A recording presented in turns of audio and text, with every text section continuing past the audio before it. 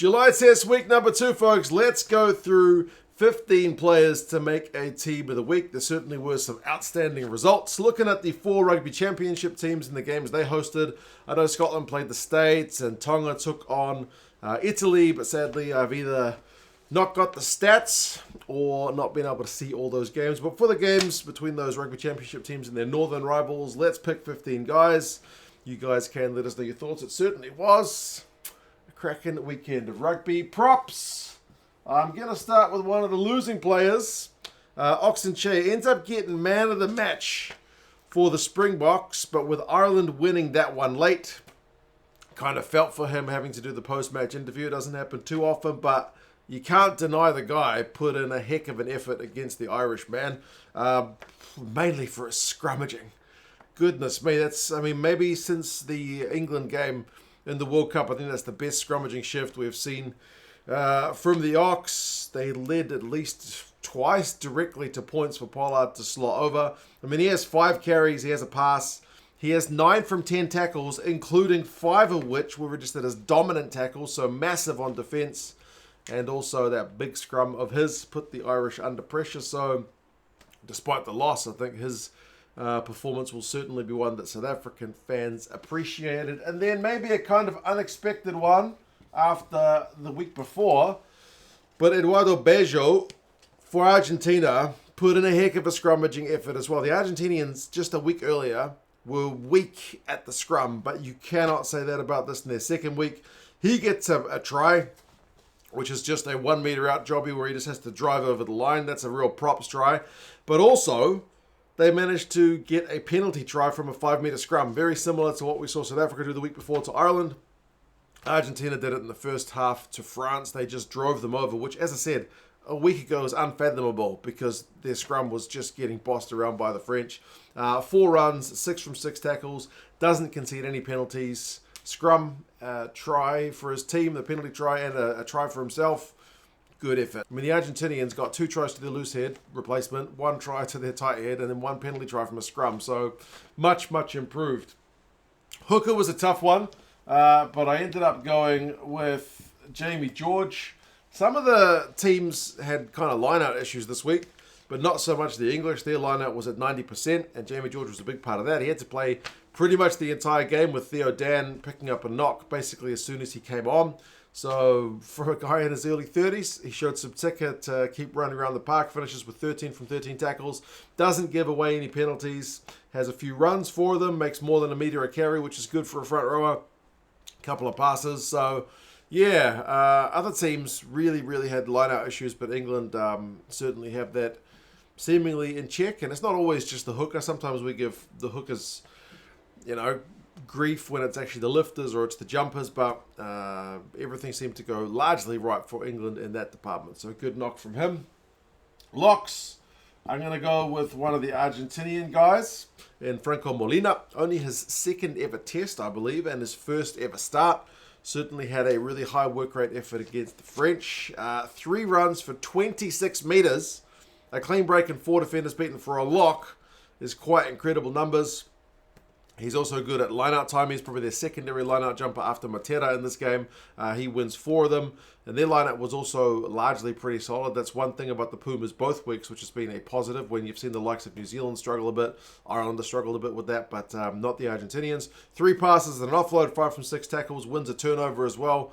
So yeah, I think he's 26 years old, still playing his rugby in Argentina. Be interesting to see if he makes his way over to France at some point. If he keeps putting in efforts like that, there will certainly be scouts looking to secure his services somewhere else. And then I had to get one of the Irish type 5 on here, James Ryan. James Ryan finally gets a start. Remember, he'd seemingly lost that starting spot for quite a while, but for at least a few games now. He's been kind of not the preferred option, but he's back in the starting lineup, and I think he absolutely justified that selection.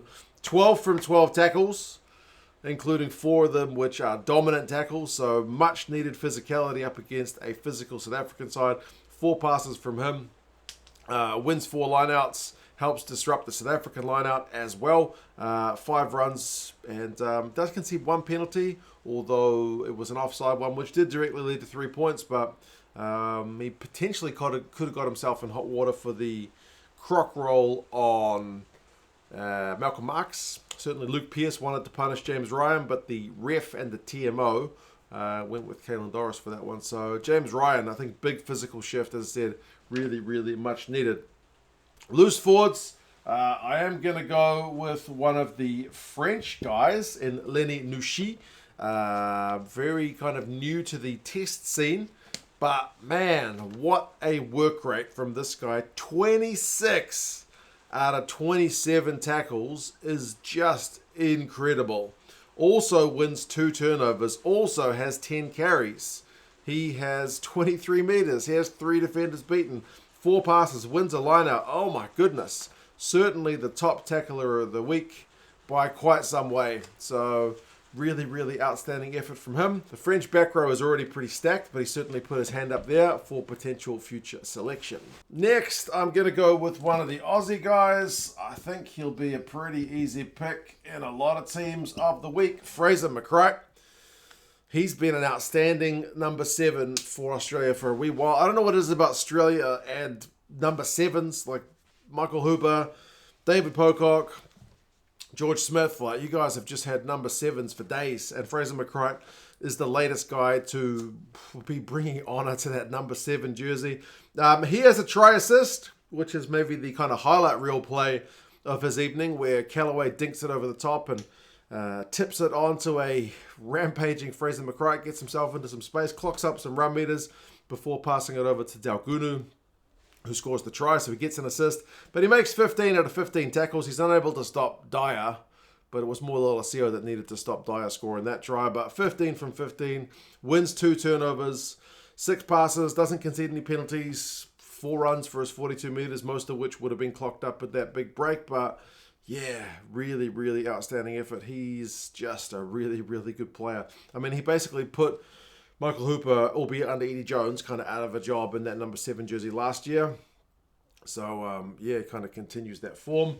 And last one in the back row, last forward, I am going to go with Caelan Doris. Man, I mean, he gets a yellow card, admittedly, which is sometimes like enough of a detraction that you think you can't put them in the team of the week. But I still think, despite the yellow card, Caelan Doris has to make the team of the week.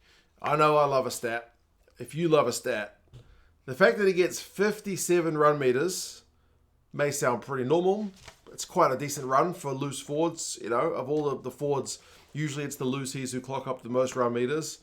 But that total up against a physical South African defence is more than every other Irish forward in that game combined. So what a Herculean effort from Caelan Doris to be better than the entire forward back combined for his ball carries. I mean, it's what he does. Kind of post-contact meters is Caelan Doris' forte, and he did it really well. Beats a defender, 14 carries, 4 from 5 tackles, wins a turnover. Like I said, he does concede that 1 penalty, which leads to a yellow card for the croc roll on Malcolm Marx, which did look pretty nasty. But overall, man, really, really positive shift. From the captain, a lot of pressure on him, taking over from Peter Amani, but led the side really, really well. Justified his selection in that role. Backs, I'm going to go with another one of the Aussies in Jake Gordon at number 9. Took his try really well, kicked really well as well, and it was his kick, his box kick, that led directly to his try when Winnett couldn't quite handle it. And Gordon was able to pounce on that one. So 11 kicks from him. That kind of height on the ball he's able to get at times, really valuable for the Wallabies. He's only got the 1 run, and that's his try. 1 run, 24 meters, a clean break, which is a try. He's more of a kind of sniping halfback than that with the Waratahs. But with the Wallabies, he's been there to pass it 55 times and kick it 11 from him in this game. Plus 4 from 4 tackles is not bad on the defense. But yeah, Jake Gordon, I think, also justified his selection at 9 because there's a bit of a battle going on for that one. And then number 10, I feel like, is the hardest pick this week because you got Marcus Smith, who set up a couple of tries and was playing some class rugby for England. You got Kieran Frawley, who comes on and wins the game for the Irish with a couple of drop goals. You've got Santiago Carreras, who scored the only try for the backs for the Argentines this week, took the ball to the line really well. But I had to go with super sub Beauden Barrett. I don't think the All Blacks are able to win that game without Beauden Barrett. It's 2 weeks in a row he's come off the bench and just looked world class, and he does it again. This one comes on, plays, I think, around about half an hour of the game, and is able to kind of stop the English momentum. He's got a couple of runs, one of which directly leads to a try. He shovels the ball to Vai and is able to get it again a moment later before getting a clean break and then shifting it to Talea, who goes over for the try. So in 2 runs, he has 32 metres, a clean break, and beats 3 defenders. Not bad. 10 kicks, I think that's the large part of why you pick him in this team. His kicking game, again, 2 weeks in a row, certainly got them kind of out of dodge. And I mean, even the commitment at the end of the game, which wasn't needed because England got pinged for a maul infringement in the end, but he's under that maul just in case, like Jamie George had gone over with that final maul. Bodie was under there. So just doing absolutely a bit of everything. Yeah, comes off the bench and pulls the strings really well for the All Blacks. But as I said, there were heaps of guys at 10 this week. You could certainly be justified in picking. Midfielders, I will go with another Barrett. This time it's Geordie. Geordie, I think he gave away 1 soft penalty, didn't he, at the start of the second half, tackle in the air. But for the most part, Geordie's contribution was good. Took the high balls at times, which was something that the All Blacks had been put under a little bit of pressure with, but he's secure in that regard. There's been times when, even against South Africa years ago, he was like the only one who could catch a high ball out of the All Blacks players, so it's certainly becoming a strength of his. 10 runs, 47 metres, beats a couple of defenders. That's solid from him. Puts in 13 tackles, wins a turnover. Overall, yeah, very physical, positive contribution from Geordie Barrett. And then I'm going to go with one of the Argentines, one of the veterans, and Matias Moroni for number 13. As I said, only one of the Argentine backs managed to get a try in this game. It was Santiago Carreras, and Moroni's the one who put that little kind of inside pass for Carreras from a really sweet line-out move to send him over. He's a great tackler, 8 from 8. He has 5 runs, 6 passes, doesn't concede any penalties, puts in 1 kick. A veteran's effort from a veteran player. Chocobatas was also really good at 12, but we'll get to the honourable mentions in a minute. Outside backs, I'm going to go with Daugunu on the left wing. Gets 2 tries. Possibly could have had 3, but didn't really back himself for that last one. He gets 1, which is that kind of coast-to-coast try where Callaway gets it to McBride, who gets it to Daugunu running the support line.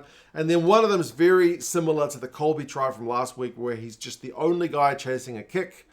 Liam Williams keeps the penalty kick infield, but Daugunu's the guy who pounces on it, just like Colby did with James Lowe last week. And it is try time for the Wallabies. Really, really key moment in the game as well, so we're looking to come back into it. So 2 tries for him, 114 metres, 15 runs, a clean break, beats 3 defenders. Like, even trying to stop the Welsh maul, which they couldn't do, but he's trying to get in there. 5 from 5 tackles. Another good week from Filippo. I'm going to go with an Englishman, with Emmanuel Waboso. Another try for him. It's 2 tries in 2 weeks against the All Blacks, which is not a bad effort. He couldn't quite stop Talea on the blind side snipe when Talea got his first try. So he did, I guess that one counts as a missed tackle. His tackle count ends up with 5 from 8. But I don't know, he didn't really miss the tackle as much as Talea just went over the line. But he scores his own try well from Marcus Smith's cross kick. He's got a couple of clean breaks. He's got 4 defenders beaten, which was among the most for the English players this week. A couple of passes, 7 runs. Just looks like, Freeman scored a cracking try as well, also on his wing. But, he just it looks like an absolute player. So really, really encouraging for a guy who's only in his first year of England duties. And then fullback, I'm going to go with another one of the kind of young players in Jamie Osborne. Looked very comfortable at fullback. His selection a couple of weeks ago when he was first picked at 15, the game the Irish lost, was kind of controversial, but with no Keenan, they've had a kind of a job vacancy come up at Irish Rugby, and Jamie Osborne absolutely put his hand up. He's got a hand in the only try of the game. It's his kind of half break that gets it to Henshaw, that gets it to Murray. So key play from him to get that kind of advantage line ball. But 17 carries is massive for a fullback. Under the high ball, very secure. 56 metres, beats a couple of defenders, passes 4 times, including the offload for the try. Kicks 3. I seem to remember he kicks 1 out on the full. but the other two I think were all right. Concedes one penalty, but overall, really, really positive contribution from Jamie Osborne as well. So contributed to a big win in terms of they were being written off in some areas, the Irish, but managed to get it done right at the death. Honourable mentions, Cody Taylor for the All Blacks was busy around the park. The line-out still struggled a wee bit, but we don't just put that on him. De Groot and Lomax also powerful up front. And Gajo for the Pumas comes off the bench and scores 2 tries, which is a heck of a props effort. Matera was dominant at line-out time for the Argentinians in his 100th game. Peter Sifitoy continues to tackle the house down for the Boks. Quacker Smith also high work rate, went close to scoring a try of his own. Josh van der Fleer also for the Irish.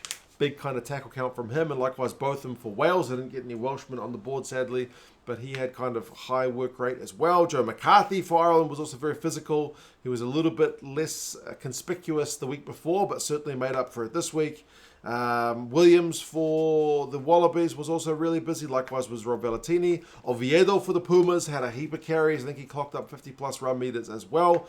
Conor Murray was sharp at 9 for the Irish. Marcus Smith, Kieran Frawley, and Carreras, the number 10s also. DMAC as well. Got kind of shoved out of his position later on in the game, but certainly took his goal kicks this week. Chocobares, certainly an argument for him at 12 this week. Really tackled the house down and contributed well to the Pumas' victory. Gaetan in the midfield for France also set up a try, scored a try of his own. Could have had one at the end of the first half, but not quite. Just lost that one forward. Barret at fullback for France. Atisogbe in the outside backs for France also scored another try. Dyer scored a cracker for Wales in their losing shift. Tommy Freeman scored a wonder try. Mark Talea scored a couple of tries. So there's certainly other guys you could have in your team. But you guys let us know your thoughts. Who would you have in your team of the week for week 2 of the international? It's a shame there's no game 3 between Ireland and South Africa. It's a shame there's no game 3 between France and Argentina. But the Wallabies have secured their tour with 2-0 victory over Wales. The All Blacks have secured their tour 2-0. There's still games to go in the 3rd week. If you're looking for content between now and then, why don't you check out 2 Cents on Tour? That's this guy wandering around with a camera, sometimes wearing rugby gear. Not always. Sometimes wearing no hat. But yeah, talking to people, wandering around with a camera. It is certainly something different, but there's a lot of time between now and the next international rugby game. You guys let us know your thoughts, and I'll talk to you guys again soon. See you later.